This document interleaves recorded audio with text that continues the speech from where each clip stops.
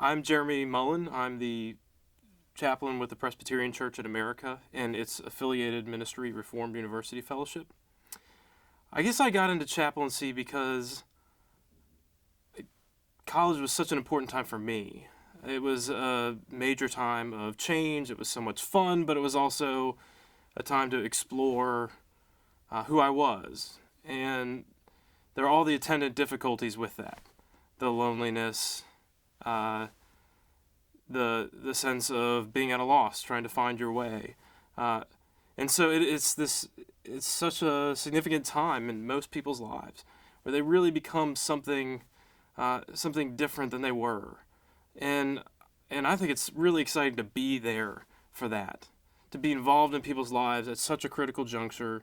And when we think about Harvard, I think about how gifted all these students are. Everyone that shows up has so much to offer, has so many interesting things that they've done, so many interesting things that they're going to do. And yet, Harvard can still be a very difficult place too. Because there's so much to do, and because there's so much promise, it's very demanding on your time. It tends to be really, really busy, really hectic.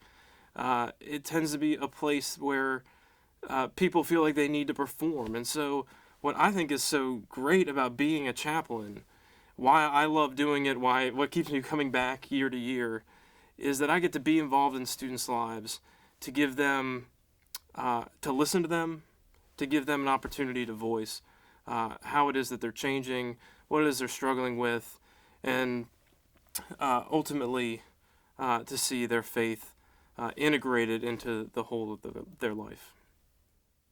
When I think about students that I know, when I think about the challenges that they face, one of the things that I'm encouraged about is actually the welcoming environment that Harvard is for faith. Particularly as a Christian minister, as I think about those who are Christians that are coming, and that they are welcome to be sharing and discussing what it is that they believe, why they believe it, why it's so important to them. But it's also a safe place for others to be sharing the same sorts of beliefs, practices. And I'm encouraged by how welcoming Harvard is to that kind of inquiry. I'm also I think that the reality is I'm also sometimes a little discouraged by how busy everybody gets, and how difficult it can be to actually think through those questions, particularly when you're engaging with others who don't believe what you believe. How difficult it can be to make time to think through what they say, to think through what you believe, ways that they might have challenged you, to do that kind of deep soul searching is sometimes pretty difficult at Harvard. And so if I were to give advice to an incoming student, I would say take the time. That's not always easy to do. It means that you have to do a number of things when you show up to campus. It means that you need to make time to get connected to your community of faith. It means that you need to make time to have those conversations. In the Judeo-Christian tradition, we talk about the Sabbath. We talk about rest. And that is the kind of discipline it takes to be thoughtful in your faith.